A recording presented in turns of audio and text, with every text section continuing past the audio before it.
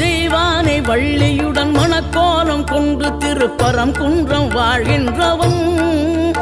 நீ தேவர்களை காத்திடவே வீரமுடன் வேலெடுத்து செந்தூரில் ஆழ்கின்றவன் மாங்கனிக்கு கோபம் கொண்டு பார்ப்புகளும் பழனியிலே ஆண்டியன கோலம் கொண்டவன் நீ தத்துவத்தின் சாரெடுத்து சுவாமி மலை எல்லையிலே தகப்பனுக்கு பாடம் சொன்னவன் காவல் என நின்று பெரும் சினம் தணிந்து தணிகையில கண் குளிர காட்சி தந்தவன்